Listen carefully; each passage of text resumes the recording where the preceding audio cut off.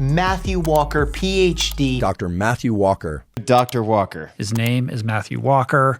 Matthew Walker is one of the world's leading sleep experts. His work has highlighted what he calls the silent sleep loss epidemic. It's very clear right now that there is a global sleep loss epidemic, and I wish those were my own words, but they are the words of the World Health Organization. Which is causing hundreds and thousands of problems all around the world, from cancer and heart disease to fatal car crashes on a daily basis. For the next 14 days, I'm going to do my best to stick to Matthew's routine to see what sort of positive impact it can have in my own life. My goal is to wake up feeling fresh and ready to go, not bleary-eyed and reaching for the coffee machine, which is difficult as someone who's a business owner and entrepreneur. I'm going to be wearing my Apple Watch and take the scores from the last 14 days and compare them to the next 14 days to see what sort of improvements I can get from his routine over the next 14 days. Step 1 on the routine starts well before bedtime, and it's removing this. Of course, your coffee. He recommends cutting caffeine 8 to 10 hours before you go to sleep. So, unfortunately, no 3 PM boost from my good old Nespresso machine. Matthew actually recommends avoiding quite a few things if you really want to maximise the quality and depth of your sleep. The first one is alcohol. Now, this may be a sedative and actually help you fall asleep, but there is a difference to being sedated and actually being asleep. Avoid at all costs. The next few are stimulants, which are nicotine, sodas and non-herbal teas. These are again going to be similar to coffee in that they are going to stimulate you and keep you from falling asleep. The next one is large meals, which can actually cause some significant digestive discomfort and impact the quality of your sleep. Contrary to popular belief, they do not help you store body fat at night, and this is actually why I recommend avoiding them to clients. It's for the quality of sleep, not necessarily the fat storage, which is untrue. The next is avoiding any naps after 3 PM. If you have the luxury of being able to nap during the day, avoid doing it too close to bed. And finally, exercise. There is a lot of endorphins and adrenaline released when you exercise, meaning it can be really difficult to shut down and wind down appropriately and get the quality sleep. Certainly not against exercise, but try and get it done in the earlier parts of the day or the early evening if you can. Avoid 2 to 3 hours before bed is the general recommendation here. The next is actually sticking to a set routine. Now, the routine I'm going to aim for is going to bed at 10 PM and waking up at 5:30. This should get me the minimum 7 hours sleep that Matthew recommends, and just with my schedule, that's realistic in terms of what I can do. We have a lot of what he calls social jet lag in this world, which again he believes is one of the biggest problems when it comes to sleep. You're up at 10 PM one night, then you're up at 1 AM the next, and then over the weekend you're sleeping until 10 and you're going to bed at midnight. Trying to really stabilise your routine can make an enormous difference, and I can say from my own experience, when I get this right, I do feel a hell of a lot better, so I'm going to hyper focus on this over the next 2 weeks. Step 3 is again done during the day. Now, this is relatively easy in the summertime in Scotland. You can see it's nice and bright. It's like 7 AM at the moment.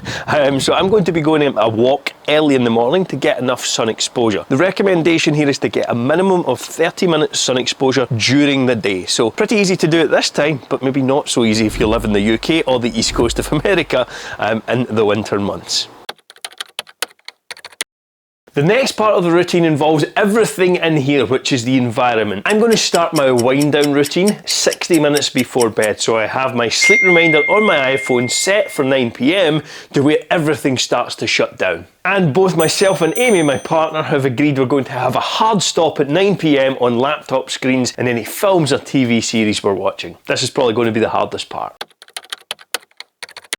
The next step in the process is having a warm shower or bath. Now, I'm going to be going for a shower every night. Your body needs to drop 1 to 3 degrees Fahrenheit in order for you to fall asleep. So why go in a warm shower? Well, your body temperature gets elevated and then you dump heat when you come out, making you feel drowsy and helping you fall asleep.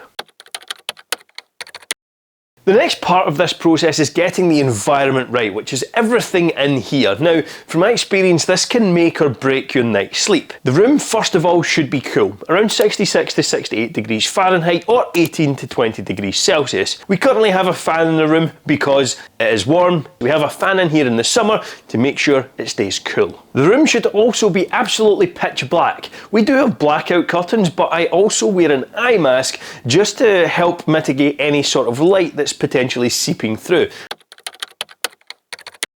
The final piece of the environment is removing any devices from the room, such as your phones, laptop. Now, I'm going to not do that, so rather than have them next to the bedside, they're going to be plugged in down the bottom of the bed, miles away from where they're easy and convenient to reach. And finally, the final part of the routine is going to be some sort of wind down and relaxation that doesn't involve screens. For me, this is going to be one of two things, or probably them done together: stretching and then some form of reading a physical book.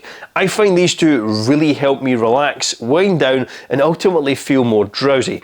When I do them effectively, in the past, I always sleep better. So I'm going to build these in really religiously over the next couple of weeks.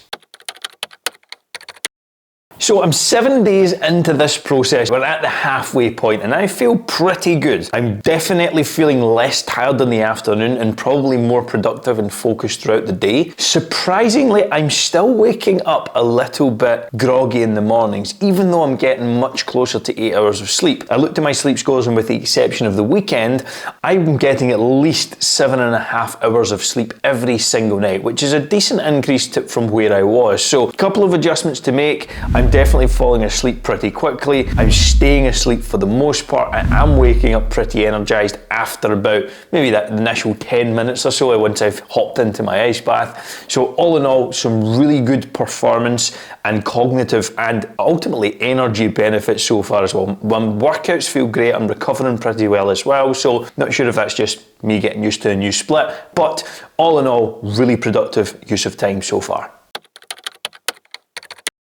So the 14 days are complete on the sleeping challenge. Honestly, the feedback, just in a nutshell really quickly before we actually look at the data, is phenomenal. I feel better, I'm waking up fresher, I'm less tired, I'm not getting any afternoon crash or anything like that whatsoever. My training performance has been great. I used to live in like 5-6 hours sleep. Going through this last couple of weeks and trying to really push myself towards that 8-hour marker, I noticed, as I said, significant benefits across the board. So I would highly recommend doing it if you have the capacity to. When you look at my data and the sleep scores, etc., everything has gotten better. So let's dive into it and actually look at some of the numbers here. So as you can see on screen here, the last 2 weeks to the right are going to be the most recent in terms of sleep. Again, I was trying to push to get my 8 hours, going to bed at 10 p.m. and waking up at 6 a.m. Did I get this perfect? Absolutely not. We had a family weekend away where it made it difficult. If you look at the sleep scores all to the right, you can see things trending up. Again, everything the last 2 weeks to the right here, all trending in the right direction. If you look at the daily sleep score, like it's almost 50%, like more than 50% better in the last 3 weeks than it was the 2 weeks prior. Now, the 18th of June was kind of where it started, so it maybe caught the second half of it, because I think I started this challenge on like a Wednesday. But you can see the last 2 weeks, from the 2nd of July and from the 25th of June, have been exceptional. Restful sleep, again, trending in the right direction, along with restful percentage, sort of similar there. The sleeping heart rate dip as well, again, all moving in the right direction, and my heart rate as well. Everything is improving. Like, you can see it in the data. It's not just me saying that I feel a little bit better. The harsh reality is me forcing myself almost to get 8 hours of sleep has had a dramatic effect on performance, how I feel, my energy, absolutely everything across the board. So couldn't recommend it enough in going through this challenge. If you want to listen to one of the best podcasts ever, go ahead and check out Joe Rogan and Matthew Walker. But off to the side, I'm going to go and give you a next video, which is I tried Andrew Huberman's routine, who is a very good friend of Matthew Walker. That is one of our best videos ever, I believe. Go and check it out to see how I perform at my absolute best, and you can put something like this on steroids.